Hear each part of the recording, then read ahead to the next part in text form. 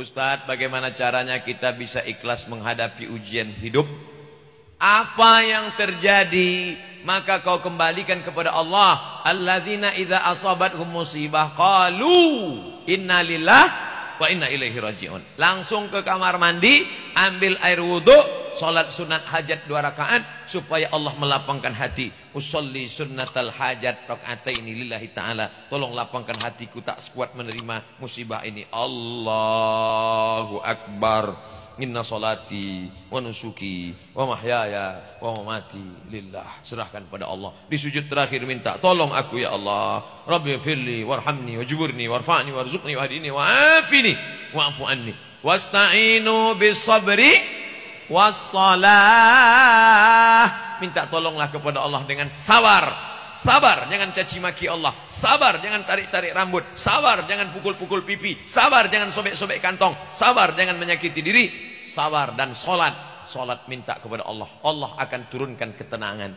Cawannya, cangkirnya engkau yang siapkan, tapi isinya Allah yang akan turunkan.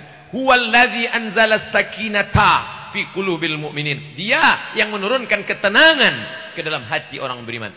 Alhamdulillah Ustaz Somad, setelah Ustaz suruh saya sholat, hati saya tenang. Suami saya meninggal, saya tak pikirkan lagi. Alhamdulillah, saya tenang.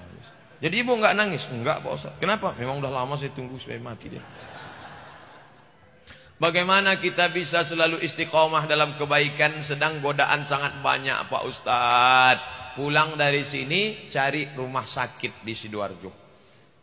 Ada rumah sakit, datang. Kalau security-nya nanya, mau kemana Pak? Mau melihat semua yang sakit di rumah ini. Dengan melihat orang sakit, kita akan istiqomah. Saya masuk ke rumah sakit, melihat ibu-ibu, bapak-bapak dekat, lalu ditusuk tangannya pakai kabel panjang sebesar ini, keluar darah bubuih, masuk ke dalam mesin cuci darah. Ternyata buah pinggang yang sebesar telur angsa di sini sudah tidak berfungsi. Saya tanya, sebulan berapa kali? Seminggu 2 kali. Berapa lama terbaring? 5 jam Pak Ustadz. Sakitnya jangan diceritakan. Uang yang duit, cuci darah. Oleh sebab itu maka datang syukur kita kepada Allah. Aku masih sehat, berarti Allah suruh aku beribadah. Sering-sering datang ke rumah sakit. Kalau enggak juga berubah, ikuti orang mati, lihat liang lahat, tanah liat baru digali naik ke atas, turun hujan basah. Disitulah engkau akan diletakkan, dibaringkan, ditidurkan bantalnya. Tanah yang dikepal bulat-bulat letakkan. Mobil pulang, istri pulang, anak pulang, harta pulang, semua pulang. Tidak ada pakai kain sarung, baju koko, sorban peci, tinggal semuanya. Kau tinggal di dalam, mereka akan timbun. Apa? Tidak ada selain daripada tahajudmu di tengah malam, tasbih zikirmu, sodakohmu. Itulah yang akan membuat engkau akan istiqomah.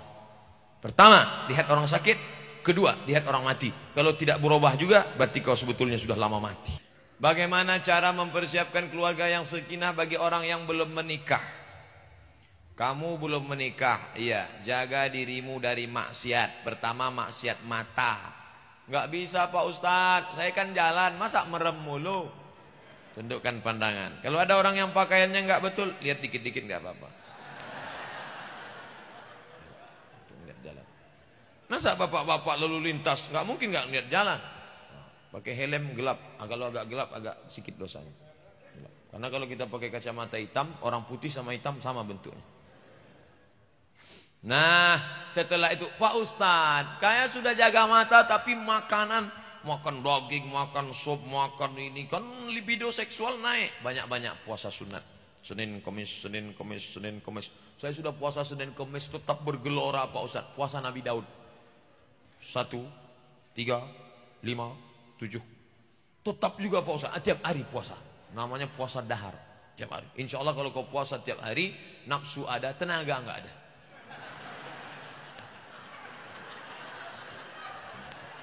Bro, ada cewek cantik. Wah, nggak kelihatan. Aku udah ngeliat nasi aja udah. Nasi. Itu bagus. Itu hadis Nabi. Man istata'a minkumul ba'ah, siapa di antara kalian yang ingin menikah, sudah sanggup menikah, falyatazawwaj, menikahlah. Fa illam yastati, siapa yang tidak sanggup, faman lam yastati, siapa yang tidak mampu, fa alaihi bisawm, maka hendaklah dia puasa. Itu bagus bagi kalian yang lajang-lajang. Nafsu banyak, maka kalian kendalikan dengan main olahraga. Futsal.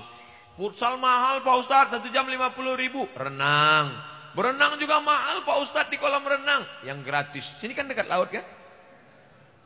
Pergi ke laut, terjun. Berenang. Insya Allah kalau sampai ke tengah bukan cuma nafsunya hilang, orangnya hilang sekalian.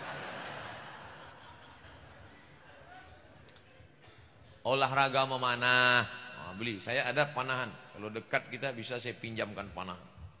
Berkuda, kuda tak ada. Apakah ada yang namanya salah jodoh?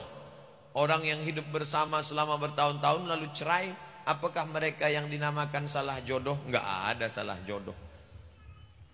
Ada yang bisa dipilih, ada yang tidak. Saya antara ceramah berdiri dengan ceramah duduk, milih atau enggak milih? Milih. Ustadz mau duduk atau berdiri? Saya berdiri. Antara minum dengan enggak minum, milih. Kalau saya mau minum, saya minum. Kalau enggak. Antara ceramah terus atau berhenti. Begitu juga dengan jodoh. Kau diberi Allah kuasa antara nikah dengan Khadijah atau dengan Fatimah atau dengan Aisyah. Makanya jangan cepat-cepat. Wasyawirhum fil amri, musyawarah. Ustadz, ini calon saya ada 3 Pak Ustadz. Yang satu orangnya kaya tapi jelek. Yang satu orangnya cantik tapi susah. Yang satu lagi orangnya enggak terlalu cantik, enggak terlalu kaya, tapi orangnya taat. Yang nomor 3 aja. Wasyawirhum fil kau musyawarah. Kalau sudah musyawarah, fa idza azamta, kalau sudah azam, fatawakkal 'ala Allah. Tawakal pada Allah. Nah, jadi tidak ada salah jodoh. Kau nikah, musyawarah, azam, nikah. Bahwa kemudian tidak sesuai, itu langkahnya. Dia ngelawan saya Pak Ustadz. Ternyata orangnya melawan, saya nggak sanggup. Nusyuz. Perempuan yang nusyuz jangan langsung dicerai. Ada 5 langkah. Yang pertama, fa'izuhunna. Nasihati dia. Adinda, aku mau menikahimu karena dulu aku lihat engkau solehah. Ternyata casingnya saja, signalnya setan juga. Kau harus berhenti. Kau harus sholat. Lawan dia. Apa? Saya nggak takut sama kamu. Wahjuruhunna fil madaji. Pisah tempat tidur. Karena kau melawan dengan aku, maka sejak hari ini kita pisah tempat tidur. Apa kata dia? Memang itulah yang kutunggu-tunggu. Oh, yang ketiga, wadribuhun, tempelenglah dia. Pas mau ditempeleng, diambilnya kamera, difotonya, langsung diupload. Teganya. Ditangkap sama Pak Kapolsek. Kekerasan dalam rumah tangga. Bapak ada nempeleng? Enggak ada Pak. Ini fotonya. Loh, Bapak dapat dari mana? Sudah di-share 30. Tempeleng tidak bisa, karena bisa kekerasan dalam rumah tangga, bisa ditangkap, pasal-pasalnya jelas. Yang keempat, baba'atsu hakaman min ahlihi wa hakaman min ahliha. Mediasi. Pihak laki-laki, pihak perempuan duduk bersama. Mediasi gagal, baru yang kelima tolak. Nah, jadi bukan dikit-dikit tolak. Ini laki-laki yang baru nikah, dikit-dikit marah tolak. Pulang ke rumah nggak ada nasi, cerai. Nggak ada teh manis, cerai. Nggak ada kopi, cerai. Nggak ada tusuk gigi, cerai. Apa ini? Tolaknya bukan 1, langsung tolak 100. Makanya ngaji. Pak Ustadz, bagaimana cara untuk menghilangkan rasa rindu saya kepada ayah saya yang sudah lama meninggal dunia? 5 cara. Pertama, kirim doa. Allahumma fir lahu warhamhu wa'afihi wa'afu anhu. Yang kedua, kirim tahlil. La ilaha illallah, la ilaha illallah, la ilaha illallah. Untuk almarhum ayahku sampailah tahlil ini. Yang ketiga, baca Quran. Mazhab Syafi'i, wa in khatimul Quran, yang paling afdal baca 1 khatam Quran. Kalau enggak sanggup 1 khatam Quran, hatinya Quran. Yasin wal Quranil Hakim. Kalau tidak sanggup hatinya Quran, yang paling dikit Ummul Quran. Apa itu? Al-Fatihah. Al-Fatihah pun tidak sanggup, Inna lillah. Ayahmu yang mencarikan makanan halal, bertitik peluh keringat air mata, patah, giginya merah, darahnya menetes, kulitnya melepuh untuk uang sekolahmu, tiba-tiba membacakan Al-Fatihah pun kau tak mau. Oh, keempat, datang ke kuburnya. Datang kuburnya, ziarah kubur, mengingatkan engkau pada mati. Hatimu akan lembut, air matamu akan menetes, dan kau ingat mati. Kalau kau ingat mati, kau tidak akan curang. Kalau kau ingat mati, kau tidak akan shopping terlalu banyak, harta mubazir. Kalau kau ingat mati, kau tidak akan sia-siakan anak yatim. Yang kelima, datang ke tempat anak yatim, bawa nasi kotak. Assalamualaikum Pak anak yatim. Ya, berapa anak yatim di sini?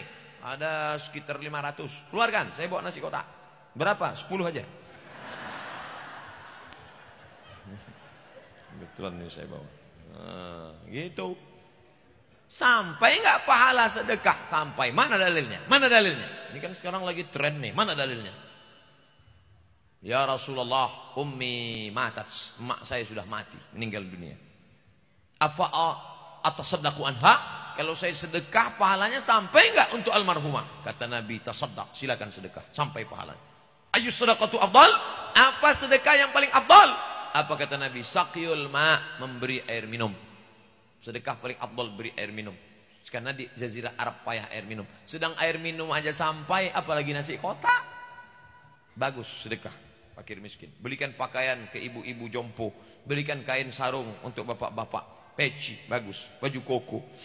Bagaimana sikap kita terhadap ikhwan yang menginginkan ta'aruf tapi tak kunjung ada kejelasan?